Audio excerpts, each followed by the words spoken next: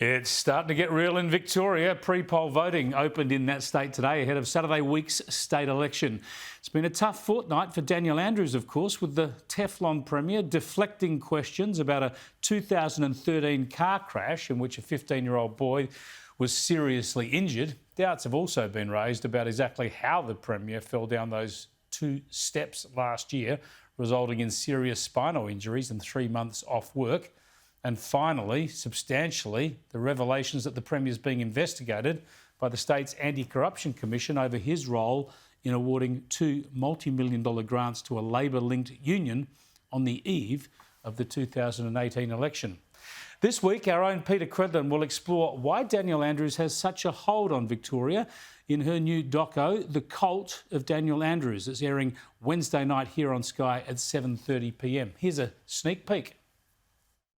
I think he's more confident, he's more arrogant, he's more dictatorial, he's more successful, more determined, more ruthless.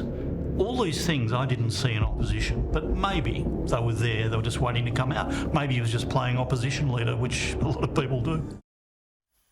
Let's bring in Peta Credlin from Melbourne. Good to talk to you, Peter. This is such a fascinating topic. Great to be with you. And obviously not living and experiencing it every day in Melbourne, it's hard to get a grasp of it. But we see Neil Mitchell there, who's as big a figure in the Victorian media as you can find. I mean, he's a kind of a cross between Ray Hadley and Alan Jones. Everybody who wants news and information in Victoria talks to Neil Mitchell, yet Daniel Andrews won't talk to him. Doesn't that tell us a bit about Daniel Andrews? It's been 5 years, Chris, and you're spot on. And he is tough on all sides of politics, but he's the conduit to the news and current affairs cycle in Melbourne. And the idea that a Premier just says, look, I can't be bothered with you, or, you know, you're not writing PR copy for me the way I like journalists to do in Victoria, so I'm going to put you in the freezer, and that's the term. I have a lot of people on the program who talk about what it's like to be put in the freezer by Daniel Andrews. You have a situation where Neil Mitchell's been blackballed. He's not the only journalist. And you've got a unique perspective on this, Chris, because, you know, you've worked at the highest levels of federal government. You'll be interested in some of the backroom stuff that I go through on the documentary.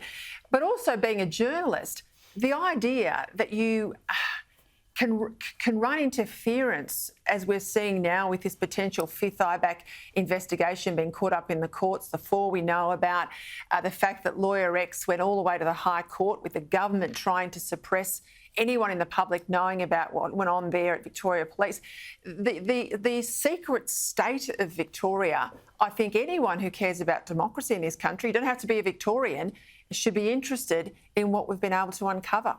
Yeah, I think it's fascinating. I can't wait to see the documentary because, look, a lot of politicians will freeze people out and do this and do that and try and be secret, but they usually pay a price for it. Tell us what you've discovered, because the incredible thing is that he's had these long-running sagas, he's had these freezes on important people, yet he hasn't paid a price electorally. What is it about his hold over Victorian voters? I think it's a range of things. I think Victorians don't get the information about how bad things are in Victoria. We don't cover state politics like we used to, perhaps. I think out of the pandemic, we've got a good understanding right around the country of how powerful our premiers are.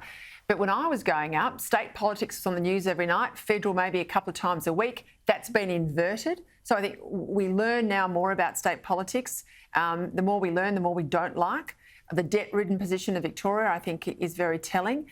Up until recently, there hasn't been much of an opposition. I mean, the Libs are in permanent opposition.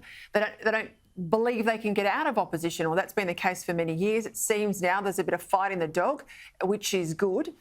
And I think Victorians, he has a crisis. He manages it very well, shuts it down, doesn't do media, makes it go away, runs his lines through his Facebook and social media, and then it falls away. But part of the reason I wanted the documentary was when you put it all in aggregate terms, when you look at what 8 years the Victoria looks like under Daniel Andrews, the aggregate is the scary stuff. And I'm asking the question to Victorians, but I'll say this to Australians as well, because the hard left agenda in Victoria ends up in a state near you. If this is what the last 8 years of government in Victoria is under Daniel Andrews, what does the next 4 years look like if he's re-elected? And this is a question people have got to ask themselves. And can I tell you, as soon as I put the promos out, this documentary was coming, what shocked me was the number of good and decent Labor people, union leaders, former colleagues, ministerial colleagues of Daniel Andrews, who reached out and wanted to talk to me. Fascinating stuff. So many good points there, but the alternative is crucial too. He has been helped by a weak Liberal Party in Victoria up until now, hasn't he? We'll see how it goes, and we'll see how the election plans out as well. Thanks for joining us, Peta. Thanks, Chris. Peta Credlin there. She'll be back in just on half an hour now, of course, with her own program. But that documentary, The Cult of Daniel Andrews, it airs this Wednesday night here on Sky at 7:30 p.m. Don't miss it. Wouldn't I love to see Daniel Andrews turn up and have a studio interview with Peta Credlin at 6 o'clock one night? Now, that would be worth watching too.